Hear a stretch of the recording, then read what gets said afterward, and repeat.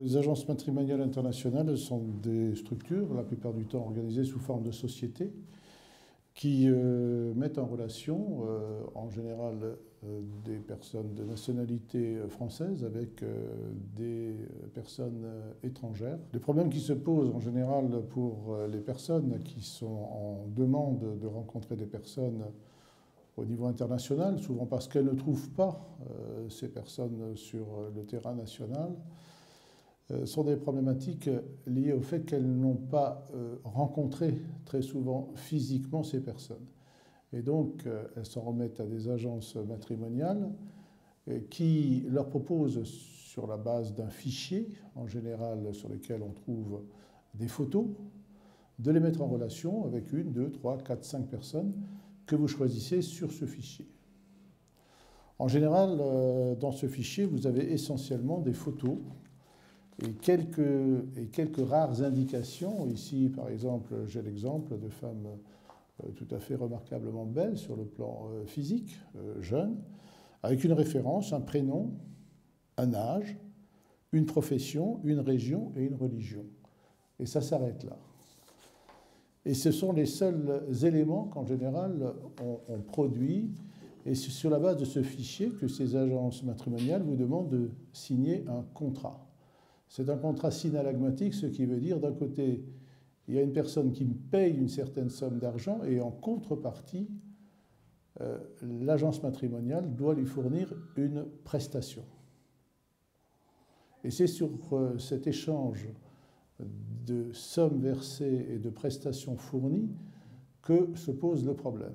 Parce que très souvent, les prestations fournies ne sont de loin pas à la hauteur de ce que les demandeurs, de ce que les personnes qui cherchent à trouver un conjoint ou une conjointe sont en droit d'attendre. Ils sont soit pas mis en relation, soit la relation est fictive. C'est-à-dire vous avez effectivement une personne que vous êtes susceptible de rencontrer, mais qui ne correspond.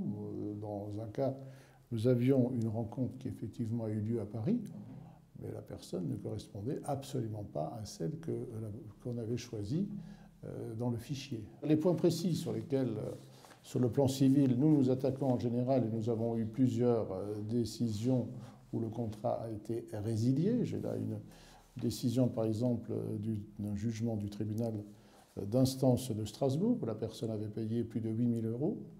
En contrepartie, elle n'a pas pu avoir la personne, elle n'a même pas pu voir cette personne qu'elle avait sollicitée. Le tribunal répond en disant, finalement dans sa motivation, le contrat est résilié parce que l'agence matrimoniale se contente d'affirmer que le dossier de présentation a été transmis à toutes les adhérentes qu'elle avait choisies sans cependant en apporter la preuve. Et qu'ainsi, elle n'apporte pas la preuve de l'exécution des engagements pris. C'est-à-dire que dans un contrat, l'agence matrimoniale doit rapporter la preuve qu'effectivement, elle a fourni la prestation à laquelle elle s'était engagée et en contrepartie de laquelle le client avait versé la somme d'argent. Ça, c'est sur le plan civil.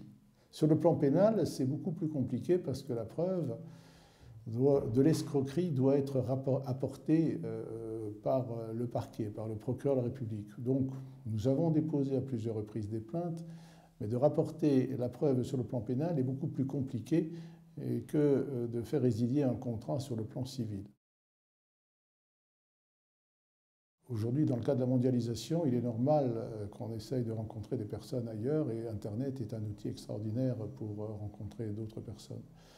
Je crois autant au niveau, s'il s'agit simplement de se faire des amis sur Facebook ou par Internet, ça ne pose pas vraiment de problème. S'il s'agit de rencontrer des personnes dans le cadre d'un projet matrimonial, évidemment, c'est une chose beaucoup plus sérieuse.